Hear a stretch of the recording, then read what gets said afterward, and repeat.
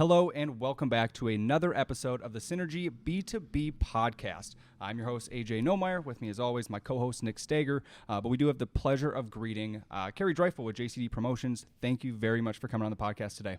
Thanks for having me. I'm excited to be here. Oh, we are as well. So obviously, if anyone doesn't know what JCD Promotions is, why don't you tell us a little bit about it if you don't mind? Sure, absolutely. JCD Promotions is a company where we are a trusted small business website advisor to our clients, providing them web development, design, and education and resources to help them with their business. Okay, so that's a lot of stuff. So it sounds like you do quite a bit. If you don't mind me asking, how did you get into, I guess, this part of the business or doing as much as you do? So I have a background in the marketing area, I would say. I've been through a lot of different experiences through my past work history, including the music industry, as well as a lot of bartending and Sure. radio and various different things. And over the course of that time, I started to see the trend from just traditional marketing to actually going digital. So that where IT and marketing kind of started combining. So went back to school, got a web development design degree as well as database programming, and took my knowledge of marketing and my new IT skills and put that together for clients so that we could help them answer some of those questions and guide them into making great decisions for their online presence. Very, very cool. I guess, Nick, any follow-up questions immediately? I know that's a lot of information. Any questions off the bat from you? It is kind of a lot. I feel like we need to get a little bit more in depth, more specifically with what you're doing. Sure. I think it's very interesting that you saw that trend happening and decided to, bite the bullet, go back to school, get the degree, so you make sure you're properly prepared for the world that we're living in today. I think that's pretty interesting. Yeah, and it was one of those situations where when I started the business, it was not strictly web development. So over time, we started seeing a need for more of that. We started helping customers that were smaller solopreneurs to help build out their website or redesign their website, especially along the lines of being mobile responsive. Sure. There's a lot of instances where even today, a lot of business websites do not format well on a mobile device, and it causes them to lose customers. Mm-hmm. So we want to make sure that we're designing things not only for how they look, but great performance, easy navigation, user-friendly, and all those different components that come together. Okay. So, Carrie, when did you start the business? So the business itself started in 2005. Okay. So I've had it for quite some time. Yeah, coming up on 2 decades. That's impressive. Most businesses don't make it past like 5 years. Yeah, like 2 let years alone is 10. is a slow one. So congrats. Thank you. Yes, and so it wasn't something that I was working in full-time immediately, but I've been full-time in the business since 2016, and last year I actually hired my first full-time employee. Ooh, that's exciting. Congrats. Congratulations. Yes. Thank you. Easy Very process? Cool. No. I'll leave the HR podcast to someone else. Fair enough. That's what I'm for on another day within the recruiting world. Marcos and probably as well. But no, that's a lot of good stuff. So since starting the business, one thing we're really talking about is the design aspect of it. I want to take one step back from there. And obviously, if you want to design, you have to have a brand. So what I'm curious of is how do companies come up with the actual branding, or how do you kind of start with companies to identify their brand to, of course, then create more things to it? Yeah, absolutely. There are a lot of businesses that I work with, especially in that small business realm, where they've decided to jump into their business and they get some of the pieces in order, but maybe not as far as they'd like to. Sure. So a lot of businesses will come to us with what they feel is already an established brand. They might have a logo, they might have colors, they might have a tagline, things like this. But there are instances when we have to take that step back and reevaluate that, because Sure. it may not necessarily be in their best interest in the way that they have put it out into the market. A couple of examples of this are people will pick a name for their business, not necessarily thinking all the pieces as they're looking through this. Yeah. I highly recommend, as point number one, write it down, put it all together, and see if it has any words in it that maybe is not something you want associated with their business. There have been instances where that's happened with a lot of businesses, and you just have to kind of reevaluate.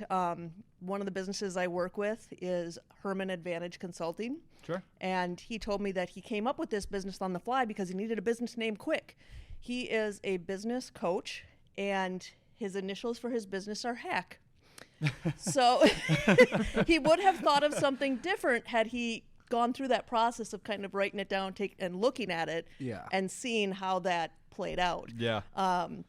Another business that I worked with, they selected their business name, they created a logo and had all these different pieces, but sometimes even not so much writing it down, but we have to look at how it's perceived by our audience. Yeah. Because as a business, we pick out a target audience and we determine who it is we're trying to sell to, but our messaging may not be clear enough to those people we're trying to reach. Yeah.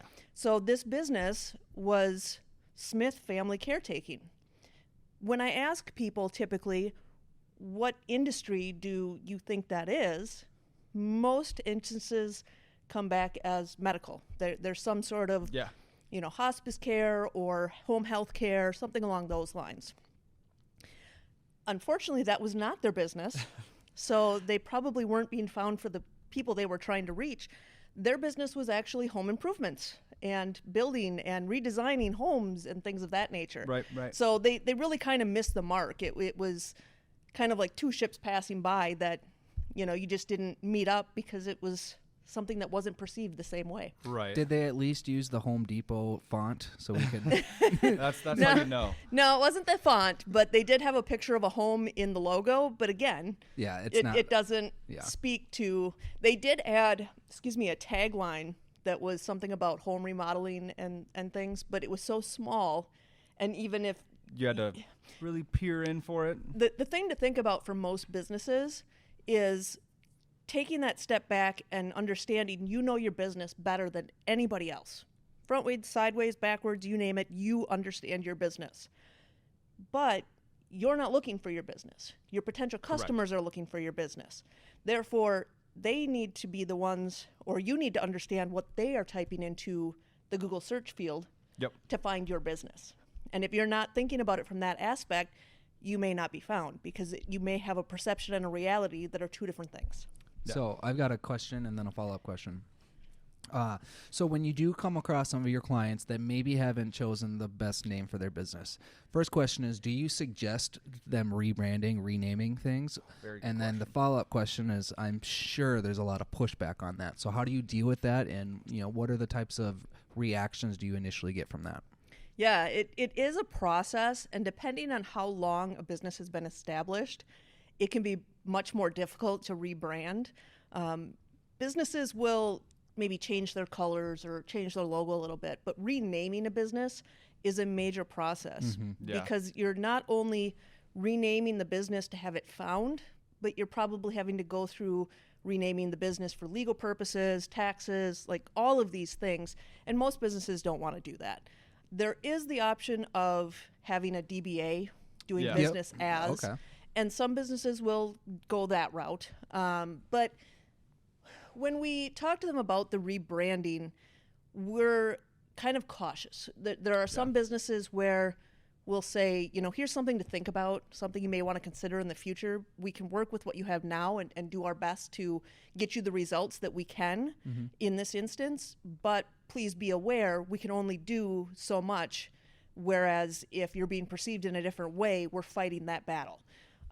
So when we do face the rejection where they say, absolutely not, we don't want to do this, sometimes it's an instance where it's an absolute no and we move forward and we do what we can.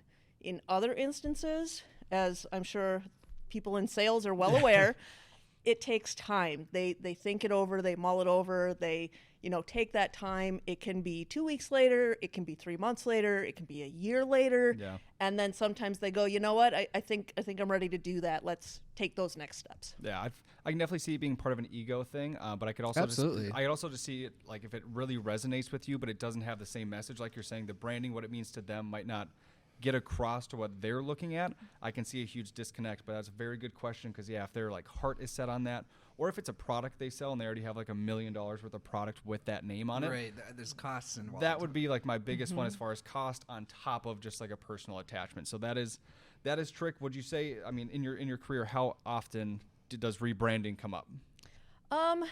Percentage-wise, I would say maybe 25 to 30%. Oh, wow. It's not a lot. A lot of times it's a minor tweak. It might be something even along the lines of when we're talking about the colors that they're using, the ADA, the Accessibility Act that's coming down the pipeline from Congress, etc. If their logo and their colors are not accessible and they do not contrast well enough, that might be a smaller piece of rebranding to just adjust color schemes and things like that. When it goes through a full rebranding, renaming process, that doesn't happen probably as often because people have spent a good amount of time thinking through their business. And like you said, it can be an ego thing. So when it is something that didn't quite plan out the way they wanted it to, it can be a difficult thing to deal with. Yeah.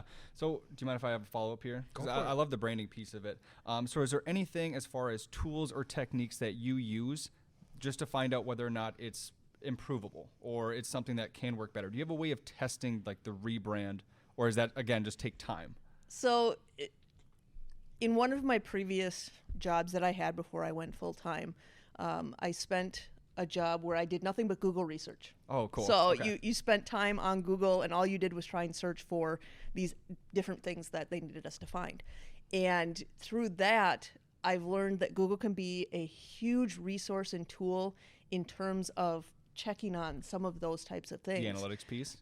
Yes. So let's even say, for instance, if you're looking and have a new business or you've rebranded and you want to get a new domain name, they tell you don't go out to the places where you buy them, the registrars, and type it in because somebody might swipe it from you and then you have to pay more.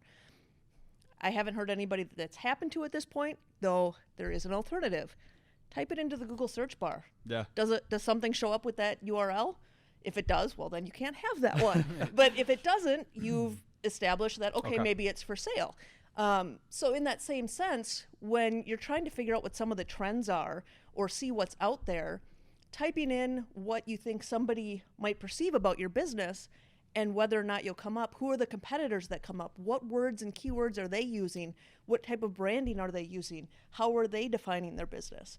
It can be a great resource to kind of take some of that information and think that over about how you want to establish your place in the market. Yeah, absolutely. Very, very good. Sorry, I was curious.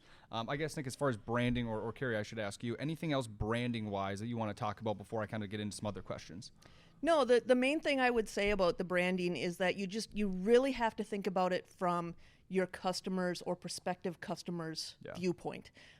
If you're not hitting that mark, you're just not going to do as much business or be found as much online if you're not thinking of it from that aspect.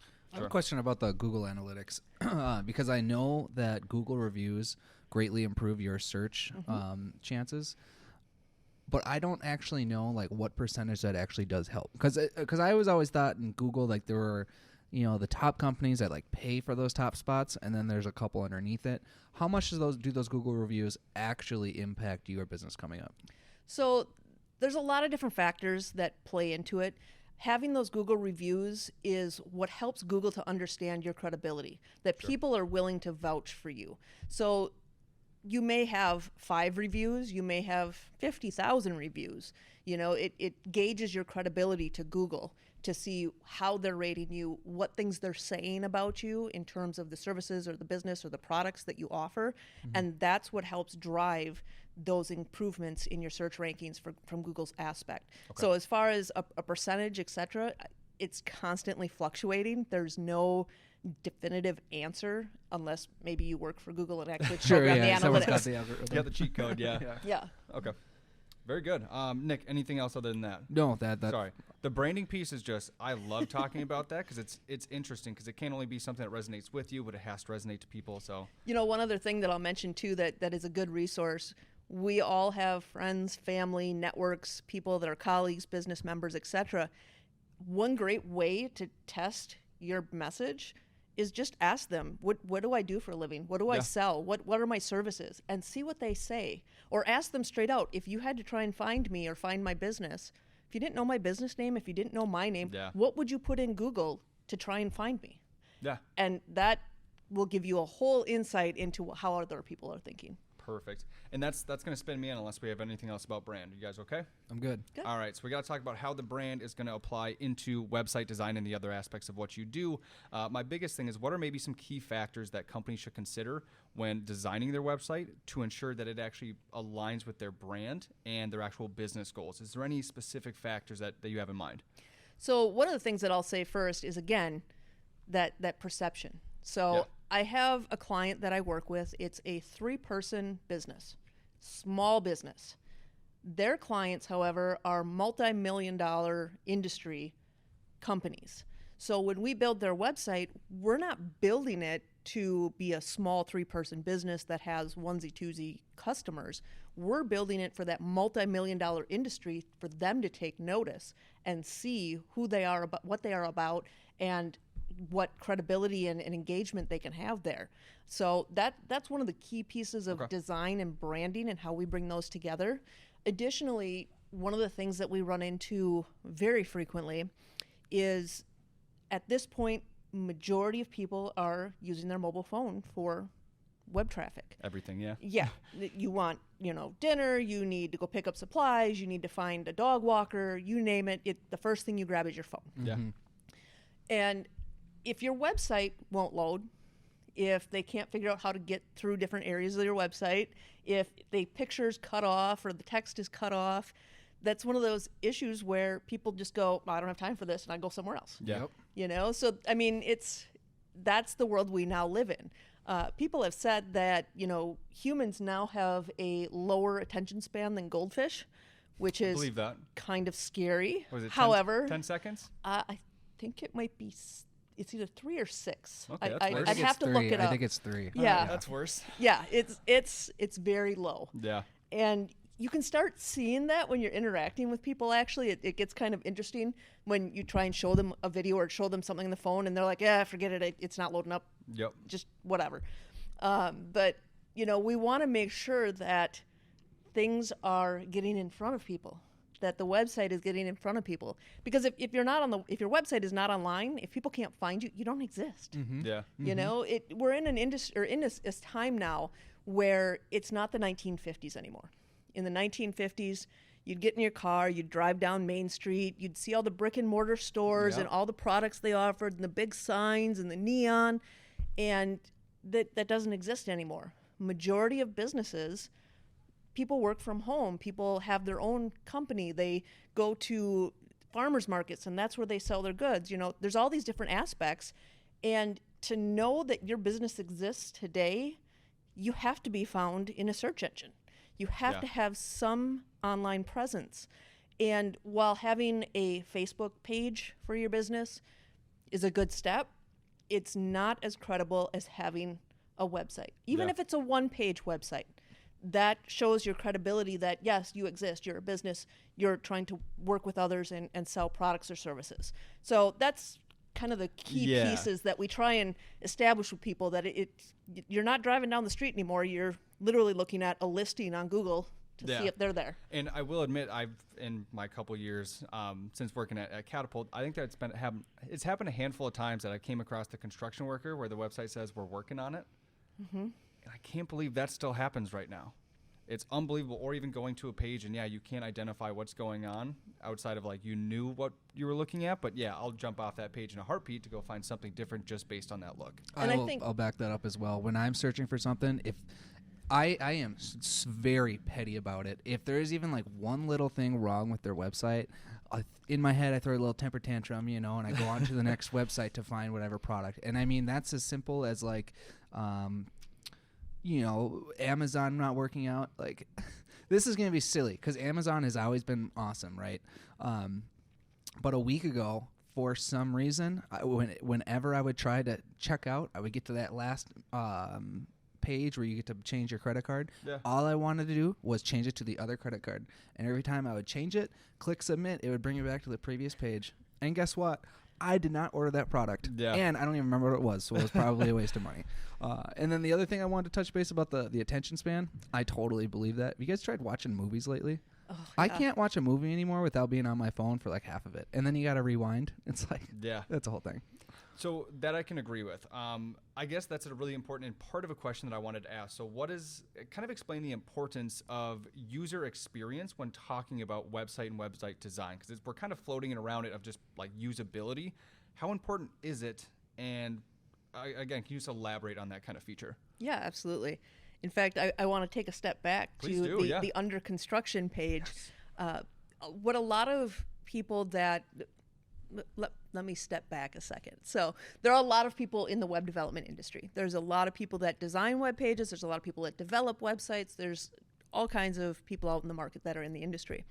And everybody has their own kind of viewpoints and their own niche in what they do.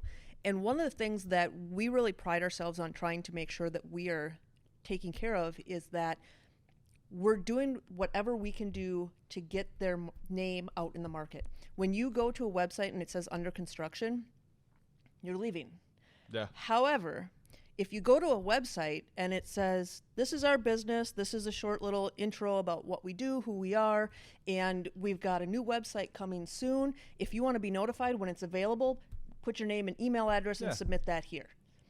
Suddenly, you now have leads. You have people that you know are tracking to your website. People are coming back because you've said, hey, there's more coming. Yeah. Versus just having an under construction where there's no real... Yeah. Nothing. Yeah. No, And I'll give up hope immediately. I was like, okay, this is never coming back. Or I assume they started in 1998 and they just never came back to it, even though I know that business is still around.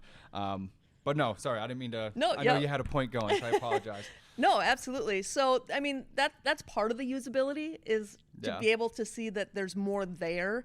The other big piece that we hear a lot of complaints about websites on is we can't find things. There's no rhyme or reason to why things are where they are or how to get there, or there's no search feature, so we can't search it and try and find it. When thinking about the design, we think about it from the pie in the sky model. Sure. What is your dream website? What are all the things you want there? And then we kind of hone it back to, okay, what do we need? What pieces need to be there for functionality, for flow, for people to actually engage with your website? Because that's the goal. Engage by either sending a contact form, clicking to call and make that contact that way, or maybe it's even just buy the product right online, like Amazon. Yeah. You know, there's multiple goals, and understanding those goals going in is a big help. Okay. But then, you know, that usability feature, the navigation is vitally important. If they can't find your navigation, there was a website I was at recently, there was no way to get back to the homepage once you left the homepage, unless you were to type in the domain name again and go back to the homepage. Yeah. So that can be kind of difficult for people to engage with and be like, I saw something, where was it? And that link isn't anywhere else. How do I get back? It gets frustrating. But the other thing that we look at too is, what's the length of time people are spending on the website? Because that will tell us how usable it is in that feature as well. Because if someone comes to your website, they're on the home page for 43 seconds and poof, they're gone, you're not getting that engagement. You're not getting that traction. Whereas if you can see that they've come into the home page, they've then gone to the locations page, they've gone to a specific location, they've scrolled through the slider or watched the video on that page, and then clicked the contact form to reach out to you. Okay, now we have a flow. We know that we've engaged them. We know that they're a potential lead or client that we can work with and contact. And it helps the business to proceed farther versus not understanding that usability, that flow, and having those goals in mind for how you want to attain that. Okay, and you mentioned it already briefly, and this was going to be a question of mine. And just from a standpoint that I do go to a lot of websites, and I look for this specifically, do you recommend having a video of essentially what the company does right on the first page? There's mixed opinions on videos depending on how you use the video as well as how you integrate the video into the website itself. Yeah. The speed can be a major issue. If the video is holding your web page up from loading, they're gone. They're not taking the time to stick around. And it may be a video where they're describing the business, and it may also be a video where it's a background image, because that's become very popular now as well. But when it comes to those videos, they're kind of like a virtual business card is what a lot of people are doing now. Keeping them short and sweet is one major piece. If it's 3 minutes long, we're back to that attention span situation again. Like, it's just not happening. A minute is probably the longest you want to go. Yep. Whether it's on your homepage, if it makes the most sense based on the content of the video, or having it on a page that's an about us, or, you know, meet the team, or, you know, whatever the context may be, might make more sense. But the other thing you have to consider with video is, much like anybody that does video production, there's aligning the audio and the video. Yep. There's having the understanding of, okay, what was that word? Who said what? Who was speaking? Those kinds of things. And one thing that's recommended highly now is having a transcript of any of the videos on your site. So even if you have a link that leads to another page that has the transcript, but it can be difficult if someone speaks very fast, if someone's not very clear, having that information there, because it's only going to add to what people can search for and find in Google search results, because it has all the keywords instead of in the video. Good point. It may be closed captioned is another option as well. Do closed captions, those still have any like searchability keywords, anything like that? I'm not 100% certain. Okay. I would have to check if the closed caption does. I won't hold you to it. I was just curious because that was the first time I've ever thought about that. Yeah. But what I've noticed is, when I've worked with a video in the past, I spent a lot of time trying to correct the closed captioning because it does not pull out the words as well as you think it would. So yeah, okay, very good. Sorry, I know it's off topic, but I always see them. I love them probably the most when they're on like hiring pages, when they do like a meet the team, try to get their culture. I think that's the best place for it. I think the other thing to think about too is, while you can record a video on your phone, make sure it's professional. Make sure that you don't have, you know, screaming kids in the background or the dump truck out front that's doing construction, you know, all these kinds of things, because your ultimate goal is to be that professional resource for your customers. Yeah. Now, granted, if you have a construction company, okay, that's different, but We're always I working. think you understand where I'm going. Yeah, nope, absolutely. So very good. I guess any other additional points? Obviously, I know just kind of website design, usability, anything else within that function before we maybe move on to some more questions? There is one thing that I'll share also with the audience. It's something that we come across that is a lot of questions from people that either own their own business, solopreneurs, small businesses that are just kind of trying to get themselves established with a website. Yeah. There's a difference between your domain, your hosting, and your website. Okay. So it can get confusing to people. They buy a domain and they're like, okay, I have a website. No, you have a name. Right. When you have a website, you've got a website. It's great, it's pretty, it's awesome, but it's not online unless you have hosting. Sure. Yeah. So the way that we like to analogize this for people is, when you think about your domain name, you think about your name, right? AJ, that's your name. When you think about your website, it's your belongings. It's your Xbox, it's your stereo equipment, it's your kitchen supply, you know, all these kinds of things. That it's your belongings. Your hosting is like your home, where you keep your belongings. So when you think That's about a good analogy. That is a very good analogy because I understood that. But now think about this. You've grown out of that home, you're going to move to another home. Yeah. You're taking all your belongings, you're going to put them in another home or on another server, taking your website to another server, and your name, what do? You go to the post office, you say, hey, I'm now over here. We do the same thing with web domain names. We go to where the web domain name was purchased and we say, hey, you know, we told you it was over here, but now we're going to tell you we've moved it over here. So now you know it's over there. So that's how we try and help people to understand that. We get that question a lot. Well, I have a domain name. I have a website. No, you don't. No, that was an unbelievable analogy for making that make sense. Yeah. I guess any follow-ups with that? No, that was solid. Okay. Because I knew there was a difference between domain, but I didn't know the hosting part of it. However, I've heard that word a million times, right? You just didn't actually know what it meant. So I can give you one step further. Let's do it. Yeah. So when you're looking for hosting, you'll see sometimes it says shared hosting or dedicated hosting. Yep, I've heard both those. Yep. So what you'll run into is, depending on who your audience is and who's going to be looking for your website, may determine whether you want the dedicated or the shared. When you have a dedicated hosting, you have a single family home. You have one address. and all your stuff is at one address. When you have shared hosting, you live in an apartment building with 50 others, and the domain says, mywebsite.com is in apartment A. Yourwebsite.com is in apartment B. And the web knows through their servers and their DNS, we won't get into that, but it knows to point it to the right one. So when you think about all the people that you're sharing that address with, well, maybe there's somebody that's doing some nefarious stuff in apartment D3, that is kind of shady. It could cause that address to be blocked, and now people can't access your website. So as an example, government establishments, they restrict a lot of different websites for various different reasons. If you are trying to get government contracts, but you're on shared hosting and they've blocked it because of a different website that shares that IP address, you're not going to get through. You would need dedicated hosting to have your own address, so for certain, unless you're doing something nefarious, that you can get through. Okay, very good. Interesting. Lots of technical stuff there, this but is the most it's ever that made was sense actually to me. really, that was good too. Because again, I'm totally following, and I didn't know that's how that worked. Yeah, the only time I've ever heard of DNS was like the DNS server not found. Was probably the only time I've ever seen that put Searching together. things at work, right? Yep. Now they're starting to correlate. So very good.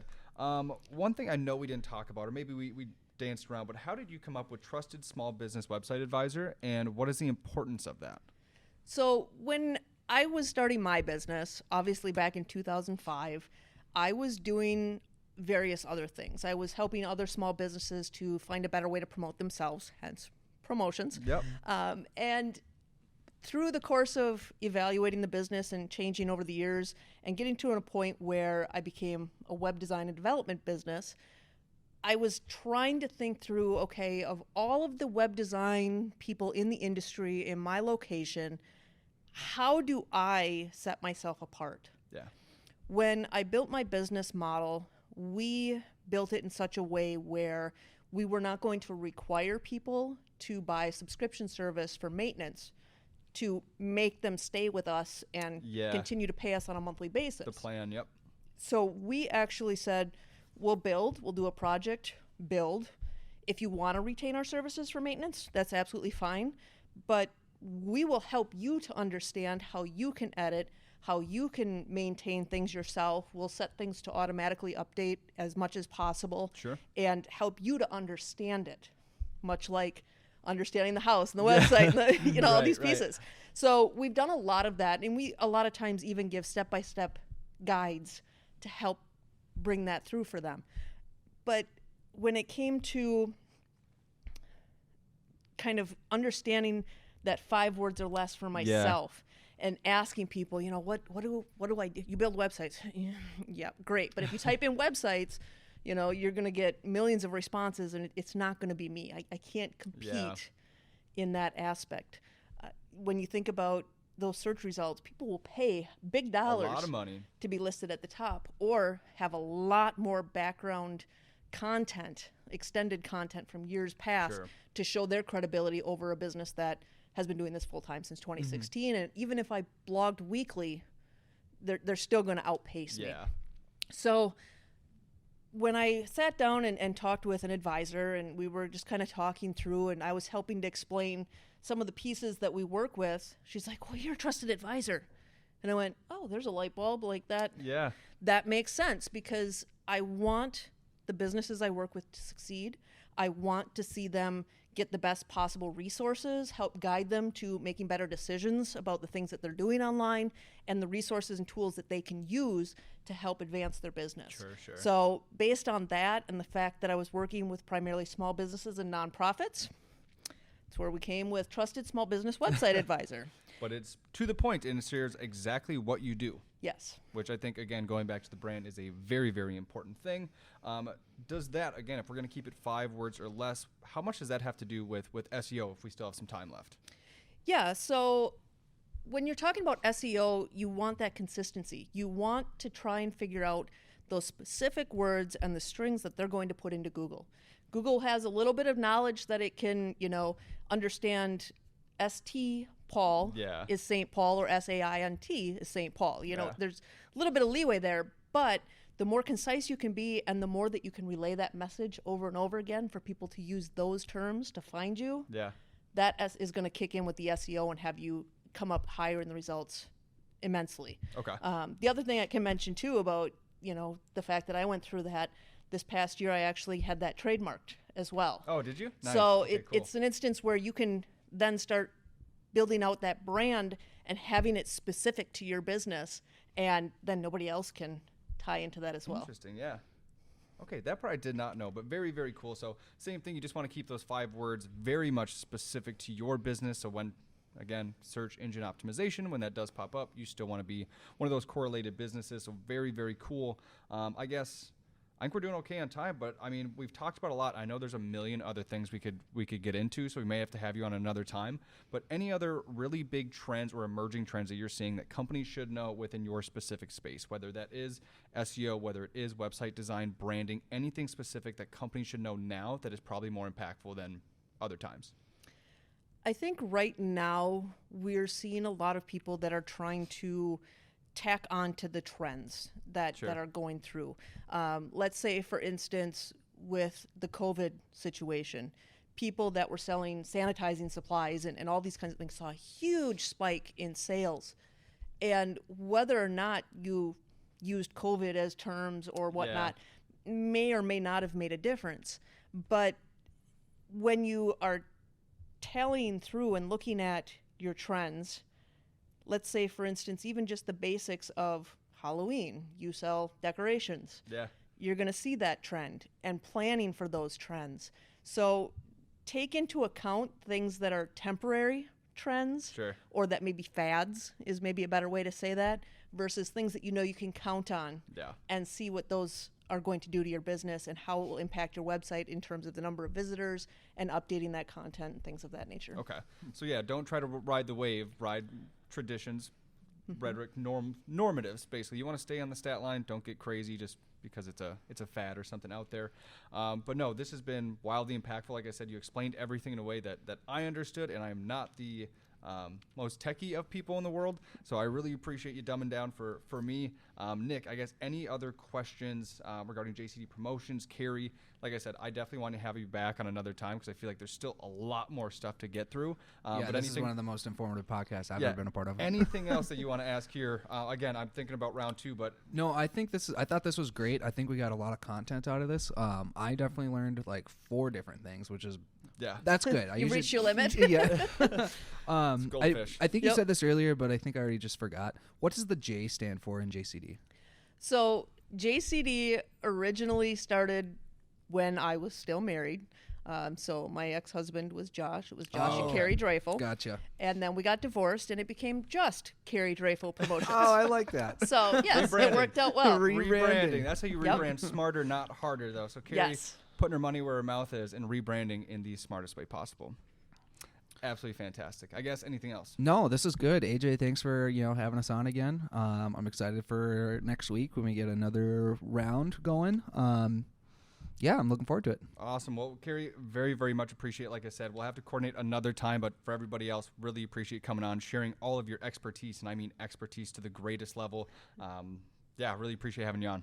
I really appreciate being asked to be here and hope that there's some information that everybody was able to glean out of this podcast. And hopefully if there's another opportunity, maybe we can get some questions from the audience and answer some of those as well. Those ones are always more fun too. They really are. So no, appreciate both of you guys coming on again for Synergy B2B and our Business Insight series. Really appreciate you coming back, and we look forward to seeing you on the next one. Thank you very much. Thank you. Bye.